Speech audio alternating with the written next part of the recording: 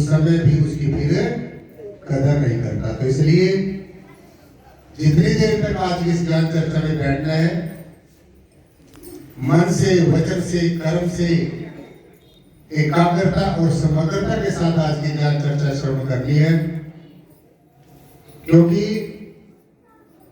हमारा श्वास घटता जा रहा है। पहले सदगुरु भगवान के पावन श्री चरणों में अरदास, बेनती, प्रेयर, बंदगी, जिनकी अपार कृपा से आज हम सबको ये बड़ा सुअवसर मिला है।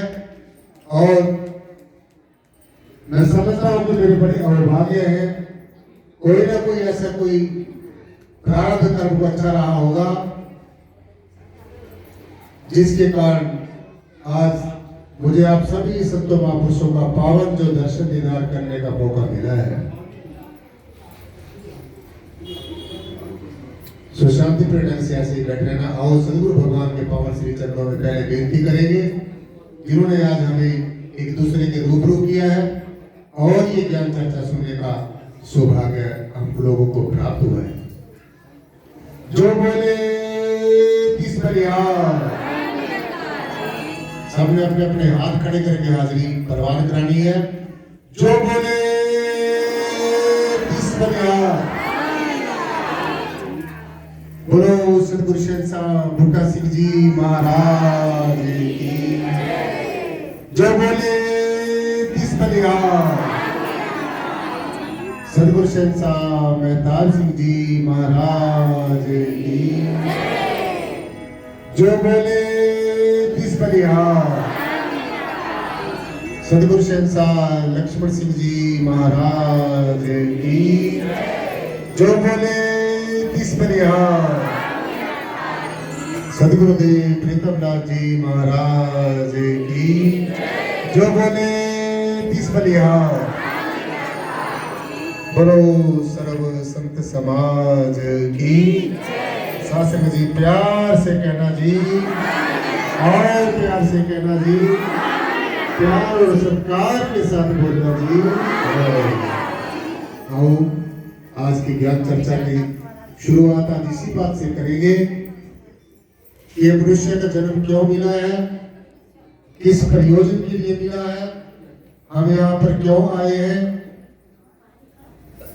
हमारा यहाँ पर आने का क्या प्रयोजन है, क्या उद्देश्य है, सबसे उत्तम और सबसे श्रेष्ठ जीवन में क्या चीज है,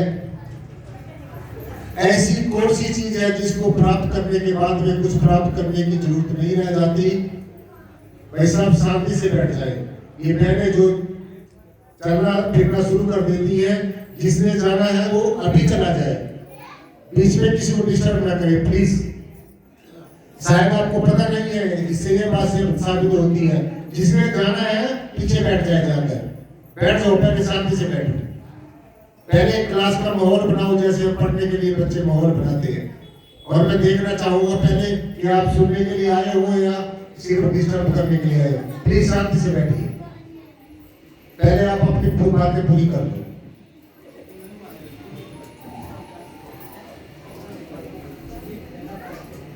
मैं अपनी बात करूं शुरू। सारे पहले मेरे को वचन दो कि हम शांति से बैठेंगे, अपने हाथ खड़े कर करके मुझे वचन दो कि हम शांति से बैठेंगे। अब हाथ नीचे कर लो, अब शांति प्रिय ढंग आज की ज्ञान चर्चा सुनो। आदि गुरु नमस्कार निराकार, श्री सतगुरु चरण ओत प्रोत प्रवेश। एक अनेक विस्तार रब नमस्कार, बूटा चरण घट घट में प्रवेश। धन धन मेरे सदगुरु, पूर्ण गुरु मेहताब, बार बार करूं वंदना, नमस्कार हर बार। आप नयाते जगत में, जल मरता संसार, जग तारण को आ गए मेरे पूर्ण गुरु मेहता, जग तारण को आ गए मेरे पूर्ण गुरु मेहता।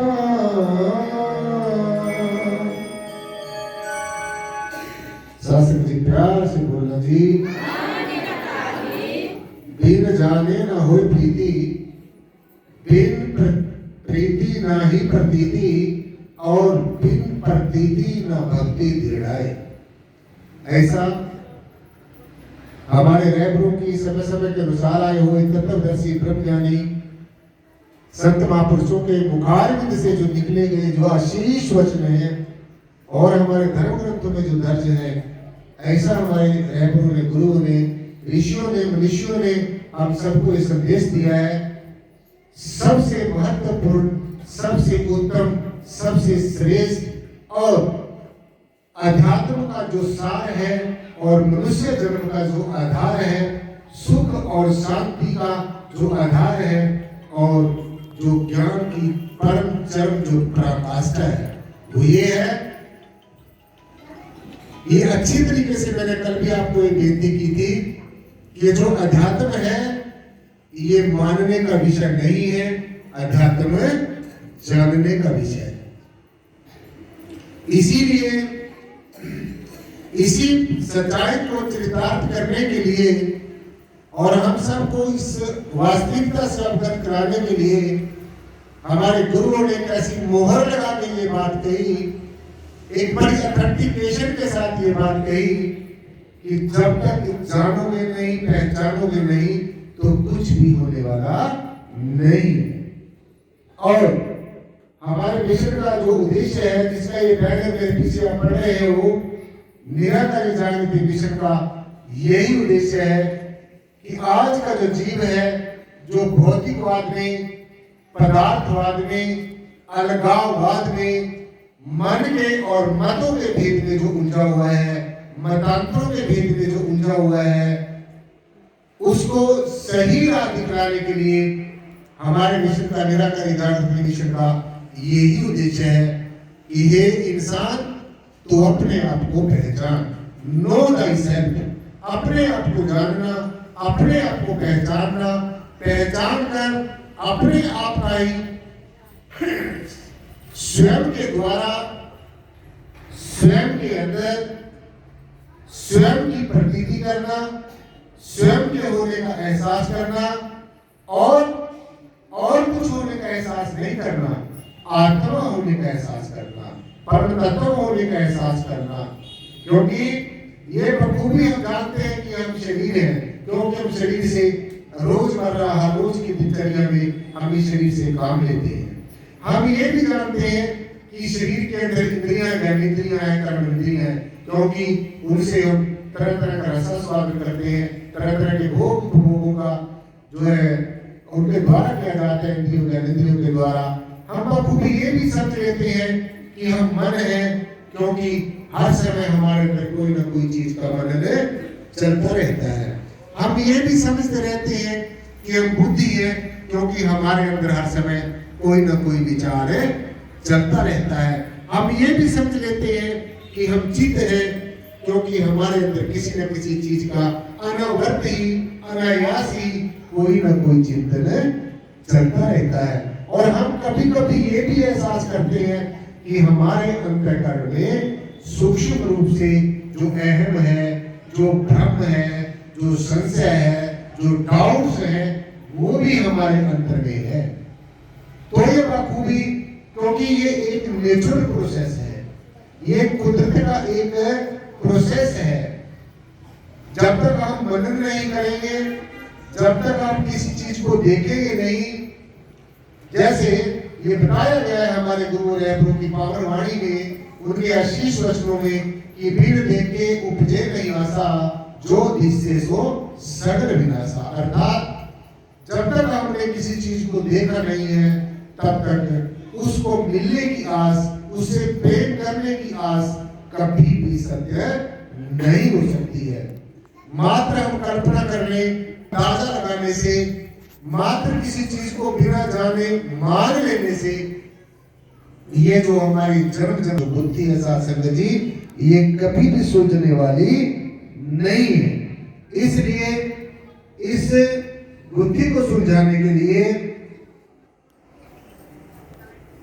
इस वास्तविकता को जानने के लिए ये रहस्य हमें सिर्फ और सिर्फ समय का सदगुरु, और ऐसा सदगुरु जो परमेश्वर को जानता हो, ऐसा हमारा समय का पैगंबर जो परमेश्वर का पैगाम देने के लिए संसार में आया हो, ऐसा समय का एक मैसेंजर जो परमेश्वर का इस जयश्री प्रीतम निराकार सर्वाधार विश्वाधार पर तत्व का मैसेज देने के लिए हम सबके बीच में आता है।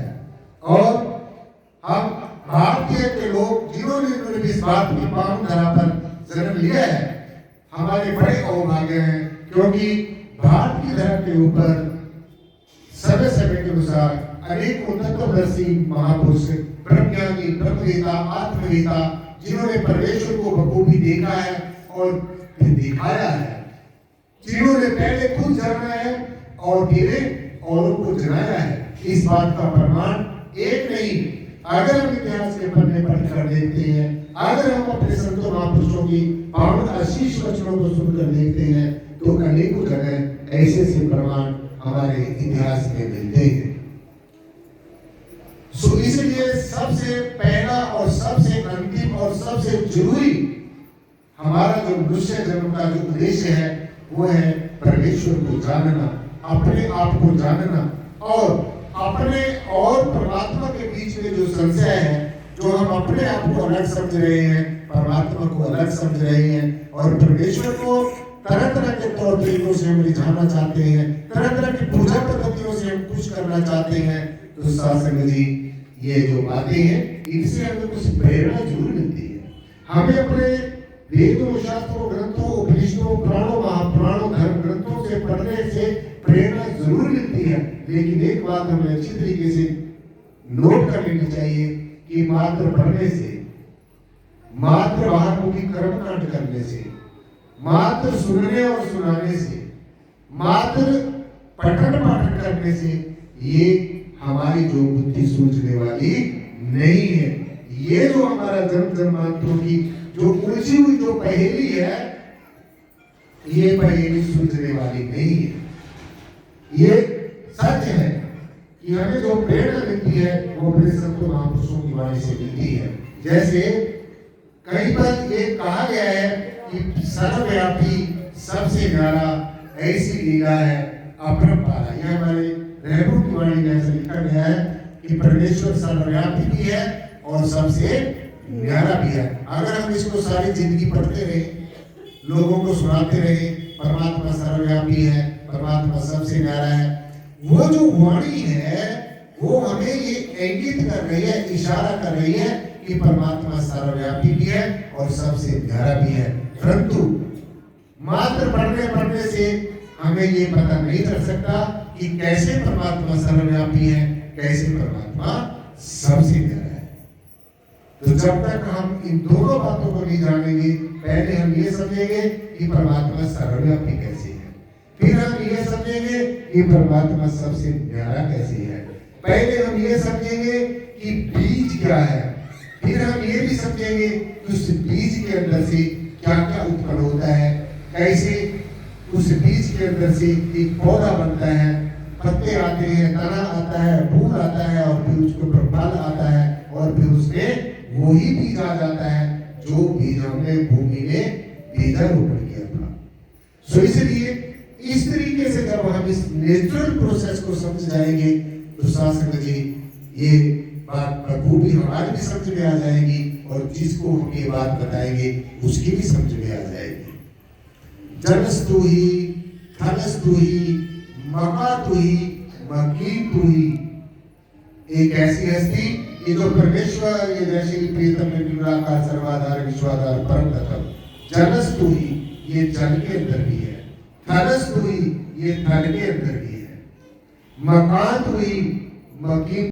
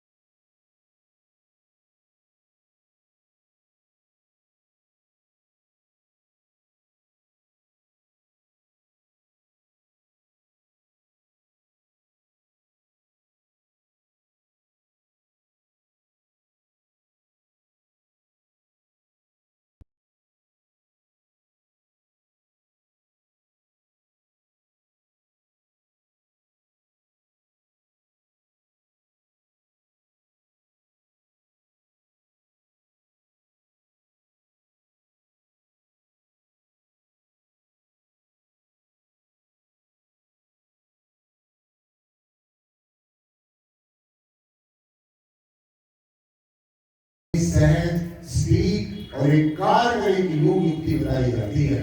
और जो ये युक्ति बताई जाती है, जो सुर और शब्द का योग बताया जाता है, जो लय योग बताया जाता है, जो विलय होने का योग बताया जाता है, जो ज्योति और नाद का योग बताया जाता है, इस योग की गवाही सारी दुनिया के धर्म ग्रंथ देते हैं, सब धर्माचार्य देते हैं, सब आचार्य देते हैं कि ये योग एक ऐसा योग है जिससे हम परमेश्वर का बखूबी साक्षात्कार कर सकते हैं। ऐसे अनेकों योग हैं, परमेश्वर को जानने पहचानने की अनेकों योग युक्तियां हैं, लेकिन जो सूर्य और शब्द का योग, सहज और स्त्रीक जो योग है, जिसमें हमारे संतों ने कहा कि सूर्य शब्द दोनों अनुभव रूप, अगर ऐसा ना होता तो हमारे गुरु हैं ऐसी बात ना कहते। वो सिर्फ यही कह देते कि बस भगवान को देख लिया और कुछ देखने की जरूरत नहीं, उन्होंने ऐसा नहीं कहा। ये कहा है कि पहले देखिए, जानिए, पहचानिए, फिर उस रास्ते के ऊपर प्रशस्त होइए, फिर उस रास्ते के ऊपर चलिए और रास्ते में जो जो कुछ भी फिर रास्ते में आएगा उनको अनुभव करिए, देखिए, जानिए, पहचानिए और अपनी मंजिल पर पहुंचकर जो तुझे एहसास होगा उसको अपने धर्म ग्रंथों के साथ, अपने शास्त्रों, उपनिषदों, पुराणों में जो हमारे संतों महापुरुषों ने कहा उसके साथ में उसको टैली करके देखना है, मिलाकर देखना है। इसलिए बिन जाने ना होए प्रीति, जब तक हमने ये जाना ही नहीं कि हमने प्यार किससे करना है, हम किसी अमुक साधु संत की या किसी गुरु पीर पैगंबर की फोटो उठा के घूमते रहे तो मुझे नहीं लगता कि हमारी उस पीर पैगंबर से हमारी दोस्ती हो जाएगी। क्योंकि मेरा जितना भी तजुर्बा मेरे जीवन का आपको कि आज तक जितने भी हमारे गुरु पीर पैगंबर और या अवतार हुए, चाहे किसी भी धर्म में हुए, किसी मजहब में हुए हैं, क्वेश्चन ये नहीं है। क्वेश्चन ये है कि किसी भी गुरु ने, किसी रहबर ने आज तक ये नहीं कहा कि मेरे जाने के बाद में तुमने एक कल्पना कर लेनी है, एक आकार प्रकार की आकृति बना लेनी है और उसको सब कुछ मान के चल देना है। तो ऐसा किसी ने भी नहीं कहा, किसी ने भी नहीं कहा। तोड़ू न पाती, पूजू न देवा, सहज समाधि करूं गुरु सेवा। देखो, एक तथ्य और एक सत्य की बात, एक कंक्लूसिव की बात हमें बताई है कि सबसे पहला, सबसे श्रेष्ठ, सबसे अंतिम और सबसे उत्तम जो योग है, जो युक्ति है, वो यही है कि अपने सदगुरु भगवान के पावन श्री चरणों का ध्यान करना। क्योंकि सदगुरु के इर्द गिर्द ही ये सारी धूरी घूमती है, ये सारा अध्यात्म ये सदगुरु के इर्द गिर्द घूमता है। और देखने में ऐसा आता है कि जितना दर किनारा हम सदगुरु को करते हैं, जितना तिरस्कार बाहर से ड्रामे करते हैं ये जी, लेकिन जब इसको थोड़ा सा कसौटी में कस कर देख लिया जाए, थोड़ा सा इसको एक परीक्षा से गुजार कर देख लिया जाए तो ये वहीं पर ही स्लिप हो जाएगा। और मैं आपको आपके ज्ञान के लिए, याद रखने के लिए एक बात बता दूं कि जितने भी हमारे संत महापुरुष हुए हैं, सबने ऐसी ऐसी परीक्षाओं को पास किया है, ऐसी ऐसी कसौटियों पर उनको परमेश्वर ने कस कर देखा है। तो साथ संगत जी, जैसे एक वकील बनने के लिए एक वकालत की डिग्री की सारे पेपरों को पास करना होता है, और अगर वकालत की डिग्री में एक भी पेपर हमारा एक सेमेस्टर में एक पेपर भी रह गया तो आपको वो सारी डिग्री, वकालत की डिग्री नहीं मिलेगी। इसलिए ये जो अध्यात्म है, इसमें त्याग भी होना चाहिए, वैराग्य भी होना चाहिए, ज्ञान भी होना चाहिए, विवेक भी होना चाहिए, आत्म निरीक्षण भी होना चाहिए, आत्म परीक्षण भी होना चाहिए, आत्म मंथन भी होना चाहिए। ये जब सारे पेपर पास हो जाएंगे, then and only then you will be able to say that now I have known everything in every better way। मैंने सब चीजों को जान लिया सदगुरु की कृपा से। तो सिर्फ ये बार बार बात कही जाती है सत्संग में कि मानने के चक्कर में ना रहना, कल्पनाओं के चक्कर में मत रहना। ये भगवान जो इंसान के बनाए हुए भगवान है, इन्हीं के चक्कर में उनसे मत रहना, क्योंकि इंसान कभी भी भगवान को नहीं बना सकता है। भगवान इंसान को बनाता है, परमेश्वर इंसान को बनाता है, परमेश्वर को इंसान कभी नहीं बना सकता। सो अगर हम ऐसा मान के चलते हैं तो हमें समझ लेना चाहिए कि कहीं ना कहीं हम किसी मान्यता को मानकर, किसी परंपरा को मानकर, किसी मूल मान्यता को मानकर जो युग युगांतरों से चली आ रही है। तो आज बड़ा हाईटेक का जमाना है, आज साइंस का युग है, आज बुद्धिजीवी लोग हर एक युग में थे, अब भी है, आज के युग में ज्यादा है। क्योंकि आज ये कह देना कि परमात्मा होता है तो अनेकों सवाल उठ जाते हैं।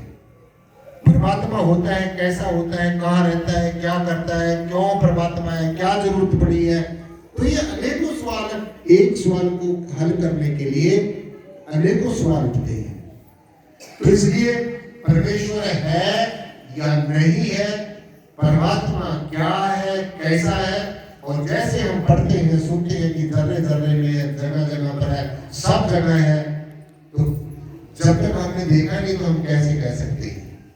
जिसने ये बात कही कि परमात्मा सब जगह, उसने निश्चय ही देखा होगा। जिसने ये कहा कि परमेश्वर कण कण के अंदर व्याप्त है, उसने निश्चय ही साधना और आराधना करके ये महसूस किया होगा, ये रियलाइज किया होगा। जिसने ये कहा कि परमेश्वर मेरा अपना ही स्वरूप है, उसने अपने अंश से जाना होगा। जिसने ये कहा कि मैं और परमात्मा हम एक ही हैं, मैं और मेरा पिता हम दोनों एक हैं, जैसा मेरा पिता है वैसा ही मैं हूँ, जैसे मेरे पिता से मुझे संदेश देता है मैं आपको सुना देता हूँ। अब ये मानना या ना मानना ये हमारा काम है। अगर तुम दरवाजा खटखटाओगे तो तुम्हारे लिए दरवाजा खोल दिया जाएगा। अगर तुम खाली होकर आओगे तो तुम्हें अनेकों नियामतों से भर दिया जाएगा। और अगर पहले भर भरा के आएंगे, अंदर कोई जगह खाली है ही नहीं है, तो फिर हमारे अंदर रत्ती भर भी ज्ञान हमारे ऊपर अप्लाई नहीं होगा। इसलिए शास्त्र जी,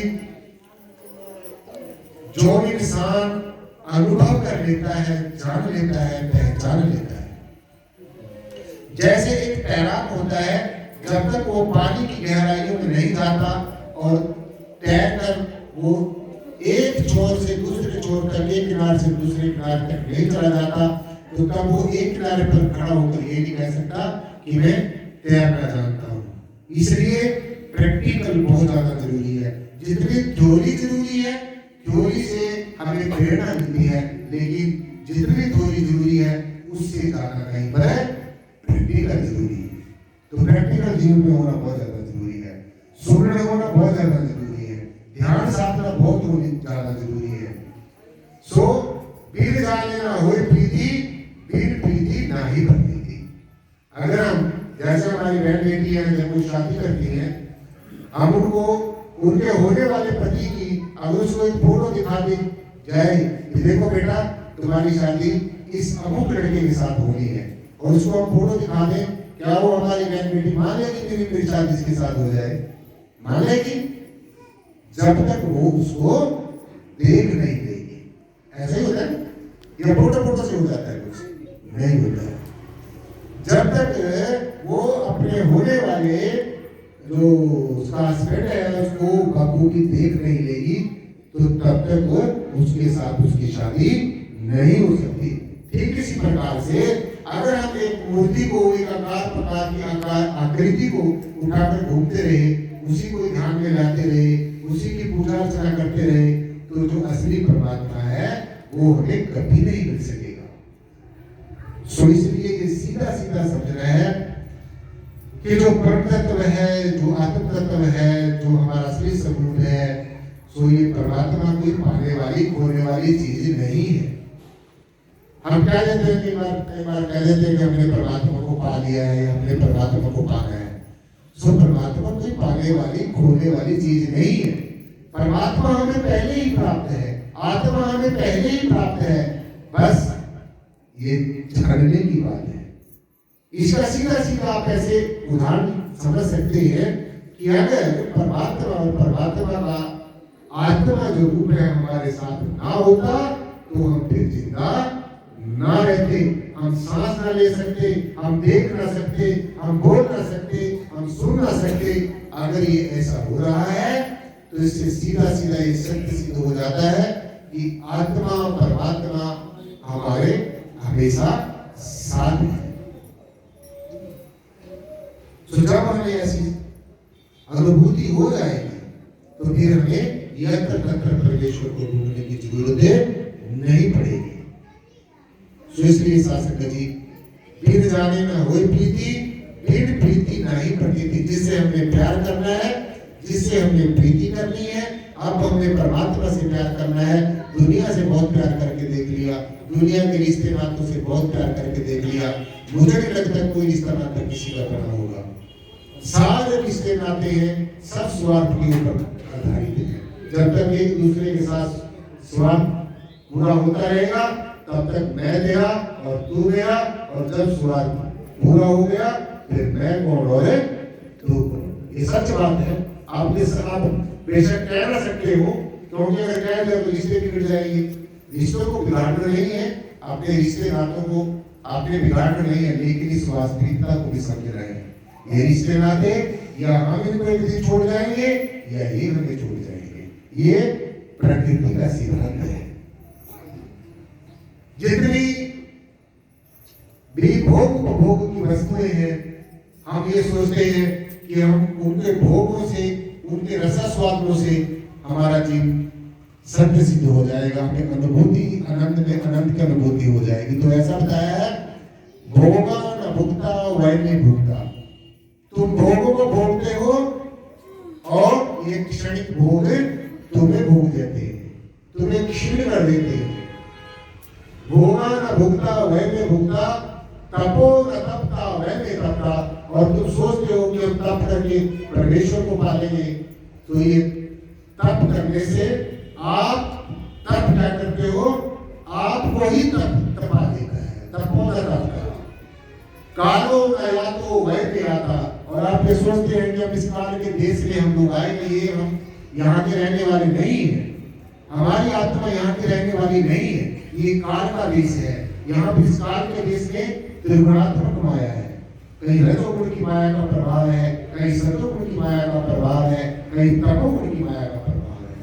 तो इन तीनों गुणों की माया से जब आप ऊपर नहीं उठोगे, जब तक ये जीव इस निर्गुण और निराकार को नहीं जानेगा, तो तब तक ये बात बनने वाली नहीं है। इसलिए कहा है कि कालो न या तो वै में जाता, तृष्णा न जीर्णा वै में जीर्णा।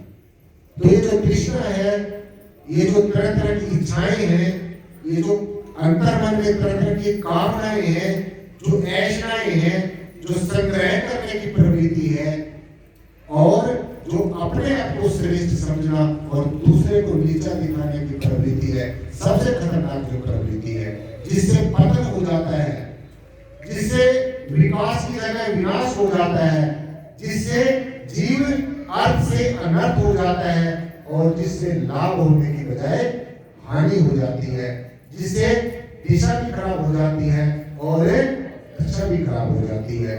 तो इस प्रवृत्ति से जितना भी ज्यादा हो सके बचना है, और इस प्रवृत्ति से बचने के लिए हमने नित्य प्रति शासक जी साधना का, आराधना का, कीर्ति का, प्रेम का, अरदास का सहारा लेना है। और हमारे विश्व का जो स्लोगन है यही कहता है, ये परमेश्वर सिर्फ दो ही एक ऐसा निराकार परमात्मा है, मैं तेरी शरण में हूँ और मेरे ऊपर रहम करो, बख्शिश करो। और जितने भी हमारे धर्म हैं, सभी धर्मों के हमारे जो धर्म भाई हैं, हमारे धर्म के न्यायी हैं, चाहे वो ABC कोई भी धर्म है, हमारे गुरुओं ने, रहबरों ने, पैगंबरों ने कभी भी आज तक किसी भी धर्मशास्त्र को पढ़कर देख लो, आपस में किसी ने लड़ना झगड़ना नहीं सिखाया है। सबने प्रेम का संदेश दिया है। और ये जो सृष्टि है कभी भी ये संतों से खाली नहीं होती है, लेकिन हर एक युग में ऐसे भी लोग आए हैं जिन्होंने भोले वाले लोगों को पथभ्रष्ट किया है। धर्मांध जो लोग जिनको हम कहते हैं, जो धर्म की आड़ में जो तरह तरह के लोगों को भ्रमित करके अपना जो है शासन में जी मतलब सिद्ध करते हैं। आज आप देख रहे हैं कि धर्मों के पीछे कितनी लड़ाई हो रही है। एक धर्म दूसरे धर्म का दुश्मन है, एक जाति दूसरी जाति की दुश्मन है, एक गुरु दूसरे गुरु की शक्ल देख के राजी नहीं है। तो ऐसा क्यों है? ऐसा इसलिए है कि हम ग्रुपों में बंट गए हैं, हम गुरुडम में फंस गए हैं, ग्रुपिज्म में फंस गए हैं। जो दो बातें हैं मानवता के लिए जो मानवता के माथे को मुझे कलंक है, एक गुरुडम और एक ग्रुपिज्म। तो इस हिसाब से मुझे उठना है, एक गांव में स्थापित होना है, बहुदेववाद को छोड़कर ईश्वरवाद को मानना है और सब भ्रमों को संशय को छोड़कर परमेश्वर को जानना है, पहचानना है, अनुभव करना है। इसलिए वीर जाने ना होए प्रीति, वीर प्रीति नहीं प्रतीति। जब तक परमेश्वर से प्यार नहीं करेंगे तब तक हमारी प्रतीति नहीं होगी। जैसे मैं आप मेरे सामने बैठे, मुझे प्रतीत हो रहा है कि आप मेरे सामने बैठे, मैं आपके सामने बैठा हूं, आपको प्रतीत हो रहा है कि कोई हमारे सामने बैठा है। और सबसे श्रेष्ठ बात, बिना इस ज्ञान के, और ये जो ज्ञान है और दूसरे के साथ में ध्यान है, ध्यान से सुनना है। हमारी आत्मा की दो आंखें हैं। वैसे तो आत्मा की कोई आंख नहीं होती, आत्मा निराकार स्वरूप है, परंतु समझने के लिए, समझाने के लिए हमारी आत्मा अपने आप में परिपूर्ण रूप से तब जागृत होगी जब ज्ञान के साथ में ध्यान जुड़ जाएगा। अगर आपको ज्ञान मिल गया तो आपकी अभी एक आंख खुली है, तो एक आंख से सारा अच्छे तरीके से नहीं दिखेगा। अगर मैं अपनी सांस पे हाथ रख लूं और एक आंख से मुझे मैं सोचूं कि सब कुछ दिख जाएगा, नहीं दिखेगा। तो जब मेरी दोनों आंखें खुली होंगी तब मैं हर एक चीज को अच्छी तरीके से देख सकूंगा। इसलिए परमेश्वर ने हमें दो आंखें दी है और तीसरी जो आंख हमें बनाई है वो ज्ञान चक्षु दिया है, थर्ड आई दी है। तो दोनों आंखों से हमें भौतिक जगत दिखता है, लौकिक जगत दिखता है, और अलौकिक जगत को देखने के लिए, आत्म जगत को देखने के लिए, परमात्मा जगत को देखने के लिए, अपने आत्म स्वरूप को निहारने के लिए, इस खंडों ब्रह्मांडों के जो मालिक है उसको देखने के लिए हमें सतगुरु का नाम उठाना होगा, हमें सतगुरु की शरण में जाना होगा। और एक विशेष बात और, जो हमारे सतगुरु साहबान पहले हो चुके हैं वो अब वापस नहीं आएंगे, वो कभी भी वापस नहीं होते, क्योंकि परमेश्वर ये एक बड़ी विडंबना है। ये एक रूप में जब आ जाता है उस रूप में दोबारा नहीं आता है। जो शब्द है ये समय के अनुसार ये अपना स्वरूप बदलता है। इसीलिए इंसान के रूप में जब भी भगवान आता है, संत रूप अपनात्म धर्या, आदमी बढ़ के मौला आया, मौला आदमी बन आया, आदमी बन आया, फिर सारा जगत जगाया। तो परमेश्वर, खुदा, अल्लाह, गॉड, वाहिगुरु, जो भी हम अपने शब्दों में कहते हैं, ये हमेशा की एक कुदरत का एक विधि विधान है कि परमेश्वर हमेशा इंसान के रूप में सृष्टि के ऊपर आता है, चाहे वो किसी भी रूप में आया है, और जिस रूप में एक बार आ गया है उस रूप में दोबारा से नहीं आता है। और जीव की ये अज्ञानता रहती है, ये नासमझी रहती है कि वो उसी रूप को ही मानता रहता है। पहले वाले गुरुओं की उसकी कोई तस्वीर बना ली, कोई कल्पना बना ली, पहले वाले पैगंबरों की, रहबरों की कोई कल्पना बना ली, बस उसी की पूजा अर्चना शुरू कर देता है। देखो, चाहे हम किसी जड़ चीज की पूजा करते हैं, उससे हमारे भाव तो बनते हैं, हम ये मान रहे हैं कि परमात्मा है, लेकिन उससे आगे भी उठना है।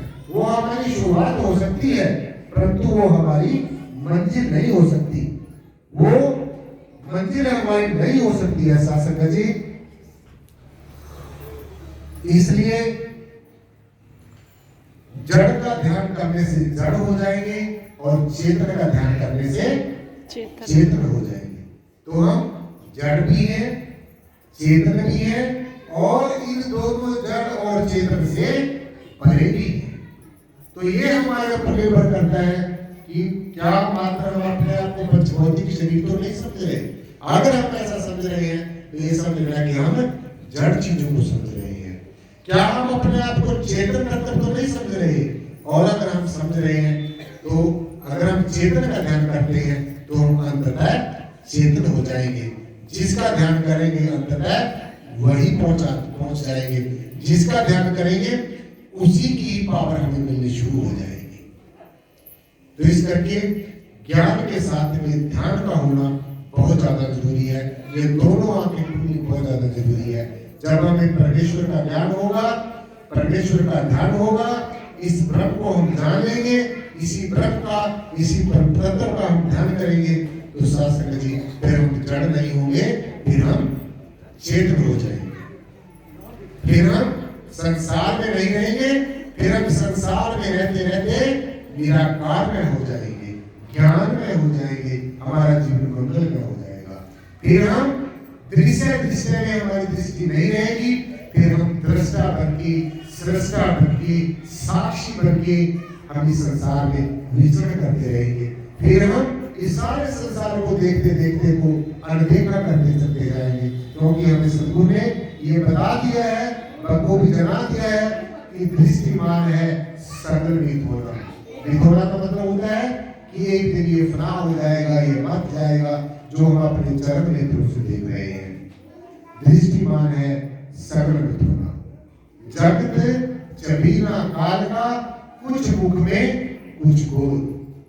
ये जो काल की माया है, कुछ तो मुखों के रसा स्वादों से इस जीव को हरा देती है, कुछ गोद में बिठाकर तरह तरह के प्रलोभन देकर, कभी हंस के, कभी रो के, कभी तरह तरह के चीजों का प्रलोभन देकर ये काल की माया इस जीव को ऐसे ही बरगलाती रहती है। तो इससे सावधान रहना है, सचेत रहना है।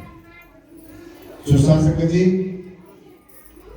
ज्ञान और ध्यान दोनों हमारे जब चक्षु खुल जाएंगे, ज्ञान के साथ में जब ध्यान हो जाएगा, साधना के साथ में जब आराधना हो जाएगी, पठन पाठन के साथ में, थ्योरी के साथ में जब प्रैक्टिकल हो जाएगा, तो निश्चय ही हमारा जीवन धन्य हो जाएगा। तो इसलिए चाहे जीव कितने भी वेदों, शास्त्रों, ग्रंथों, उपनिषदों का पठन पाठन कर ले, चाहे ये जीव कितनी भी चूक और अचूक, अचल और अचल संपत्ति को इकट्ठा कर ले, चाहे आप युधिष्ठिर भी बन जाए, सभी धर्मों के धर्मात्म बन जाए, चाहे ये जीव पूरा परमात्मा बन जाए, चाहे ये इंद्र बन जाए, चाहे ये देवेंद्र बन जाए, चाहे ये सारी सृष्टि का मालिक बन जाए, चाहे कितना भी विद्वान बन जाए, चाहे इसने कितने भी चीजों को संग्रह कर ले, लेकिन जब तक ब्रह्म को जाना नहीं है, जब तक परमेश्वर को देखा नहीं है, जब तक जैसे कि पिता में गुणाकार सर्वाधार विश्वाधार परतत्व को देखा नहीं है, जाना नहीं है, पहचाना नहीं है, और जब तक इसका ध्यान करके इसी में स्थित प्रज्ञ हम नहीं होंगे, इसमें हम नहीं ठहरेंगे, तो तब तक साथ संगत जी हमारा जीवन कभी भी बदलने वाला नहीं है। इसलिए जो जिसके पास होता है वो वही बांटता है। जो आदमी भ्रमित होता है, जो नास्तिक होता है, जो बाहर के तरह तरह के व्यसनों में फंसा हुआ है, वो उन्हीं चीजों का प्रचार करता है। भ्रमित जो होता है भ्रम बांटता है, ज्ञानी होता है ज्ञान बांटता है, अज्ञानी जो होता है अंधविश्वास बांटता है, अंधभक्ति बांटता है, अज्ञानता को बांटता है, अविद्या को बांटता है, और जो परमेश्वर के जानने वाला होता है वो परमेश्वर के बारे में हम लोगों को ज्ञान बांटता है। इसलिए जिसके पास होता है वो ही बांटता है, जो जिसने सीखा है वो ही दूसरे को सिखाता है। इसलिए हम सब बातों से आगाह होना है, सब बातों से हमने आगाह रहना है, और एक बात को जानना है शासक जी कि बस सद्गुरु के आगे गुहार लगानी है, बस सद्गुरु के आगे हमेशा बेनती करनी है, और इस मनुष्य जन्म को सार्थक सिद्ध करना है। आओ, आज ये सद्गुरु का दरबार सजा है, आज हम सब जगह जगह से संत महापुरुष ज्ञान चर्चा में शरीक हुए हैं। सो शब्दों के माध्यम से, भजनों के माध्यम से, वचनों प्रवचनों के माध्यम से सभी बहनों ने, भाइयों ने अपने अपने विचार साझे किए हैं, और सबने 2 मिनट के लिए और आपने इस भजन को जो है, ये जो सतगुरु की शान में बोला गया है, मेरे सतगुरु का दरबार, इसकी महिमा या परंपरा मैंने देखा है, और तुम भी देखो। और सबके साथ में जी ऐसे शांति प्रिय से बैठे रहना है, और इस शब्द को, इस भजन को श्रवण करना है, और इसमें आनंद मनाना है पूरी तवज्जो के साथ। आज सतगुरु भगवान की शासन जी, प्यार से बोलना जी। और प्यार से बोलना जी। आओ। मेरे सतगुरु का दरबार, इसकी महिमा अपरंपार।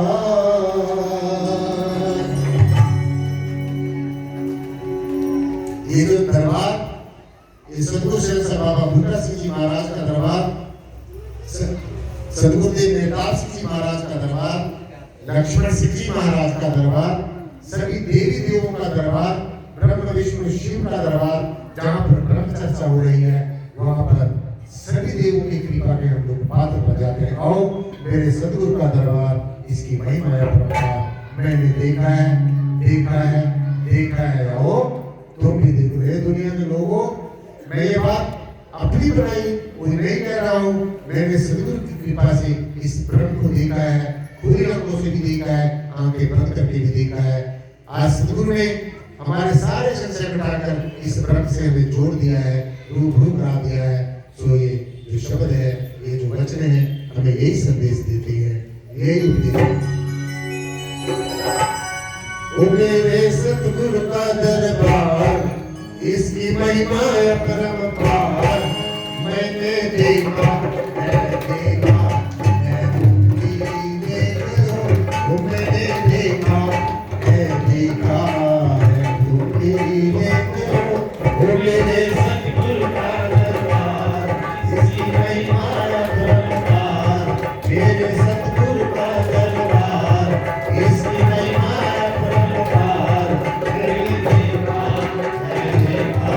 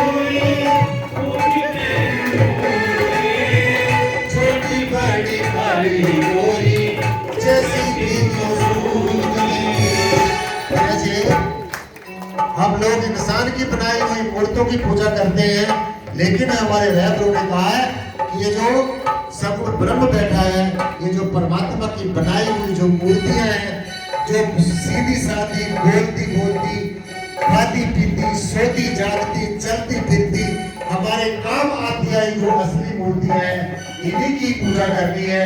इन्हीं में ही परमेश्वर हमें मिलेगा।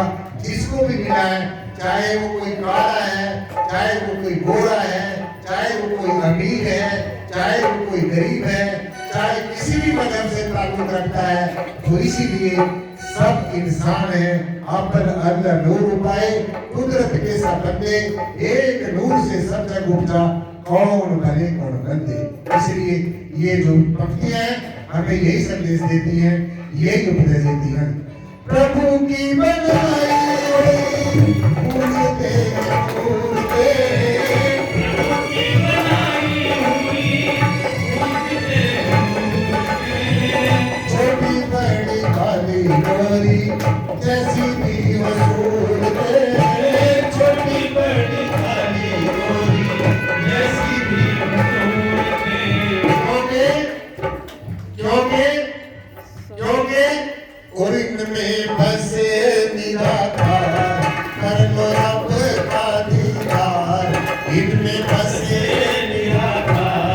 स्वर्ग आपका दीदार मैंने देखा ऐसे भी वो मैंने देखा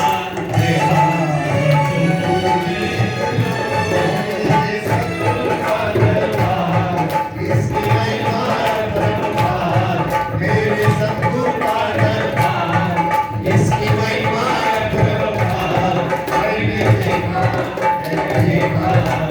तुम भी देख लो वो मैंने देखा तुम भी देख लो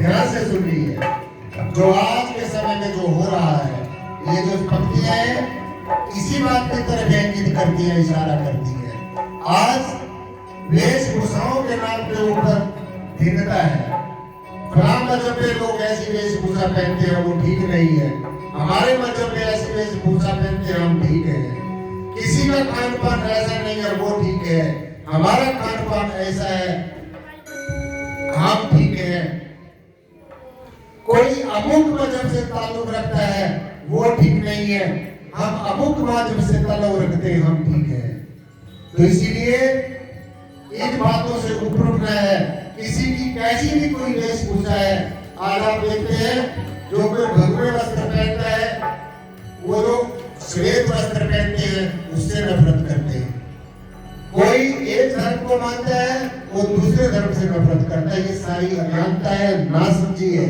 तो हमारे रहबरों ने पैगंबरों ने पीर फकीरों अवतारों ने ऐसा नहीं कहा तो ये जो पंक्ति है ये ध्यान से सुनिए हमें यही संदेश देती है यही उपदेश दिया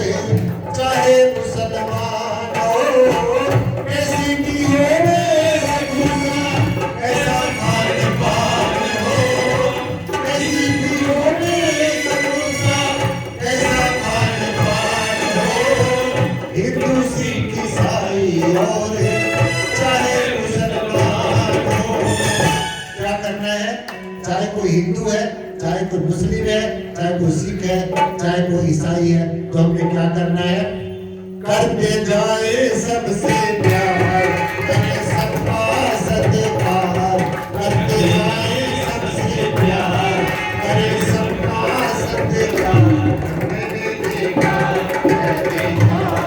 तुम भी देख लो मैंने देखा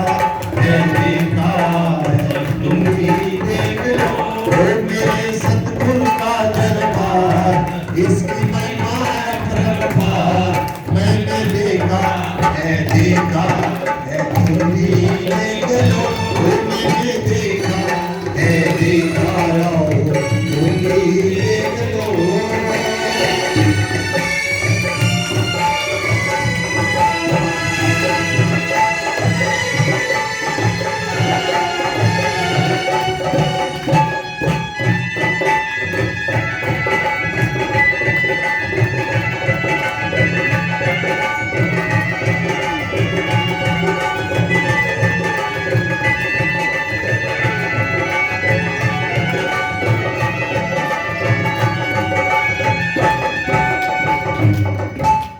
ये जो ज्ञान है इतने कमाल की ये चीज है, ये मैंने अपने जीवन में अनुभव किया।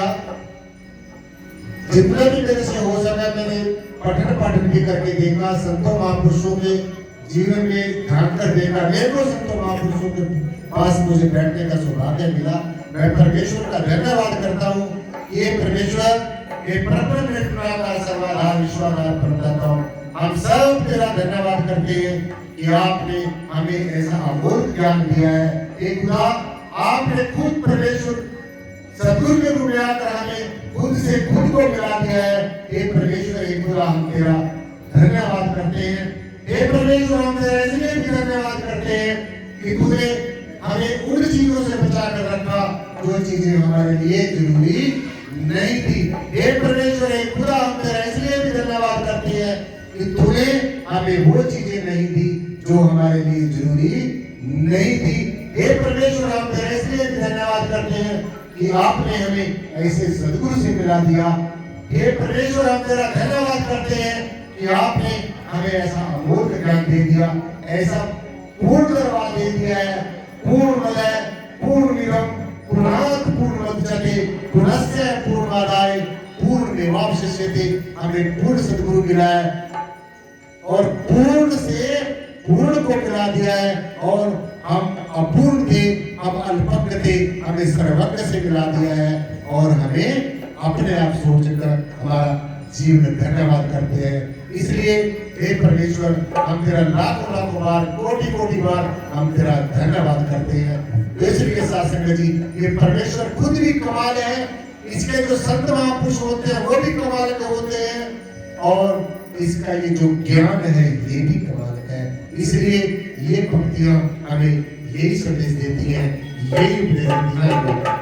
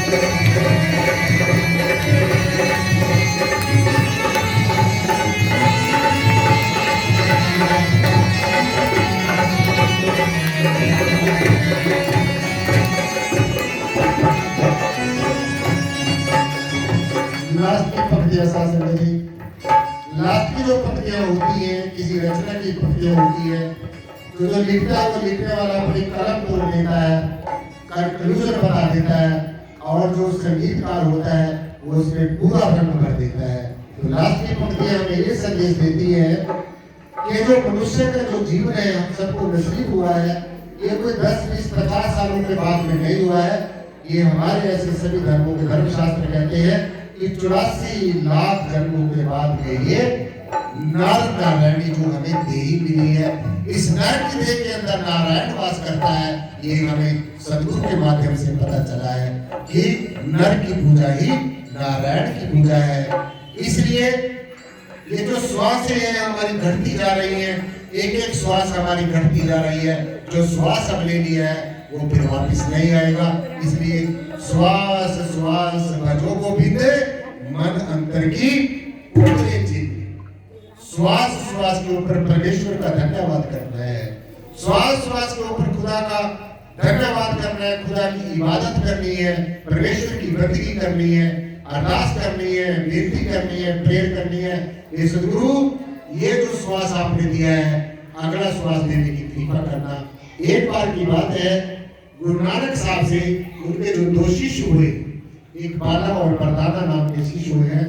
तो एक बार गुरुदेव ने पूछा कि बाला से पूछा कि बाला तुम मौत को कितना दूर समझते हो? जैसे हम सोच रहे हैं कि मौत बहुत दूर होगी, तो मौत ज्यादा दूर नहीं है। हर समय कार सिर के ऊपर मंडरा रहा है, और जैसे ही उस सड़कों के ऊपर लिखा होता है सावधानी हटी और दुर्घटना घटी। जैसे सावधानी हट जाएगी तो दुर्घटना तुरंत घट जाएगी। जैसे ही हमारा ध्यान निराकार की तरफ से संसार की तरफ हो गया, तो संसार के अंदर जो काल रूपी जो बैठा है, काल अपना भाग बनाए, ये उसी से मैं पहुंच लेगा। इसलिए जब हम निराकार की तरफ अपना ध्यान करते हैं तो संसार की तरफ हमारी पीठ हो जाती है, और जब हम संसार की तरफ अपना ध्यान करते हैं तो निराकार की तरफ हमारी पीठ हो जाती है। तो निराकार की तरफ पीठ नहीं करनी, संसार की तरफ पीठ हो जाए तो बेशक हो जाए, ये तो वैसे भी जाना ही जाना है। तो जो चीज जानी ही है, जिन लोगों ने आपको छोड़ के चले ही जाना है, तो उनके साथ कैसी दोस्ती करनी है? ये संसार हमेशा बदल रहा है, चल रहा है। इसमें रिश्ते नाते सगे संबंधी हुआ जो मोह फांस है, जो गले में ये फांसी का पत्ता फंसा हुआ है, इससे निजात पानी है। संसार में रहना है, संसार में तुम रहो, लेकिन संसार तुम्हारे अंदर न रहे। नाव पानी में रहे, लेकिन नाव में पानी ना आने पाए। तो इसलिए शासक जी जो लास्ट की जो पंक्तियां हैं हमें यही संदेश देती है, यही देती है। सांसें है कीमती और समय बड़ा कम है, सांसें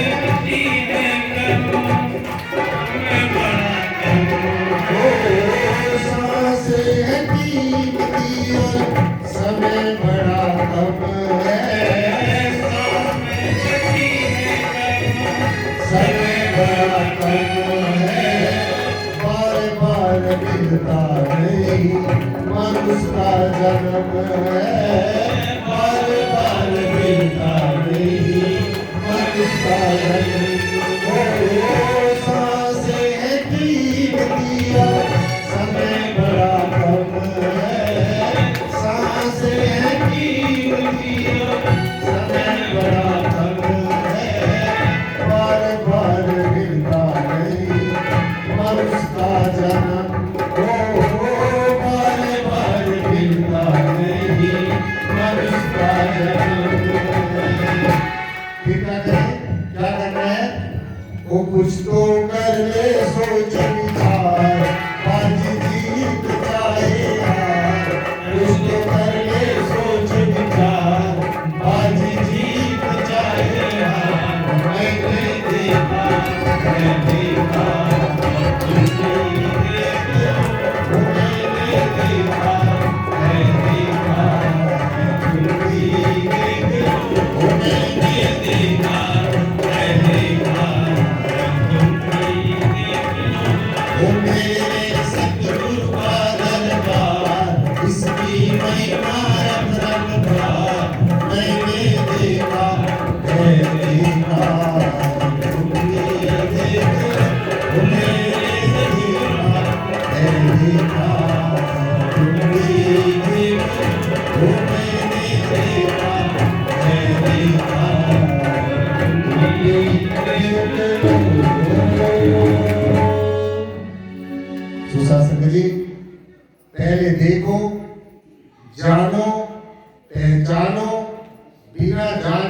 पहचाना पहचाने, सिर्फ कल्पनाएं पे नहीं बैठे रहना, कल्पनाओं में ही नहीं उलझे रहना, इंसान के बनाए हुए रीति रिवाजों में नहीं उलझे रहना, इंसान के द्वारा जो बनाए गए जो निरर्थक बहसबाजी में मत उलझे रहना, इस लौकिक शब्दों के आधार पर बहसबाजी में मत उलझे रहना, निरर्थक बातों में मत उलझे रहना, सिर्फ पढ़ने पढ़ाने तक सीमित ना रहना, सिर्फ बातें सुनने सुनाने तक सीमित ना रहना, सिर्फ पढ़ने पढ़ाने तक सीमित ना रहना, सिर्फ देखने दिखाने तक सीमित ना रहना, मात्र मानने मानने तक सीमित ना रहना।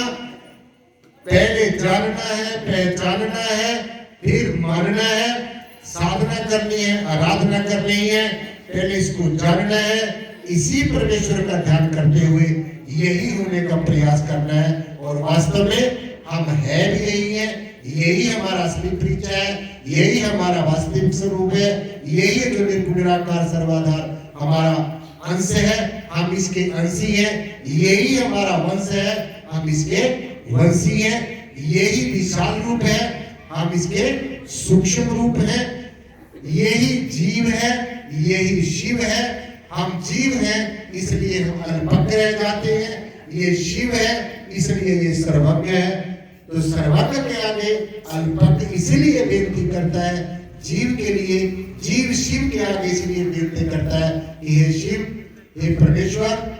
शिव हम उसको शक्ति को कहते हैं जो सबका कल्याण करने वाली शक्ति है, जो सबका अच्छा करने वाली शक्ति है। सो ये परमेश्वर, ये परब्रह्म निराकार सर्वाधार विश्वाधार परमेश्वर सबका मंगलमय करने वाला है। सो आज की जो ज्ञान चर्चा है शासक जी, इन्हीं विचारों के साथ, इस उम्मीद के साथ, इस आशा के साथ कि देखो साहब भी भाइयों ने बहनों ने कितनी अच्छी तरीके से शांतिपूर्ण ढंग से ये भागवत चुनी है, ये जो ब्रह्म चर्चा सुनी है, और इसका निश्चय ही आपको जीवन पर्यंत इसका लाभ मिलेगा। जीवन में आपकी एक नई घड़ी ऐड हो जाएगी, एक नया समय जुड़ जाएगा और इस समय का हमें जरूर फल मिलेगा। क्योंकि भगवान जी ने कहा कि जहां पर भक्त होता है, भागवत होती है, ब्रह्म की चर्चा होती है, वहां पर भगवान होता है। और अगर मुझे देखना है, अगर मुझे प्यार करना है, अगर मेरे से प्रीति करनी है, तो अगर मुझे देखना है, जानना है, तो मैं सत्संग में ही मिलता हूँ। जहाँ पर भगवत चर्चा होती है, प्रभु की चर्चा होती है, वहाँ पर प्रभु भी जरूर विराजमान होते हैं, सत्य रूप में विराजमान होते हैं, चेतन रूप में विराजमान होते हैं, और सबसे जो श्रेष्ठ स्वरूप है वो आनंद स्वरूप में हमेशा विराजमान होते हैं।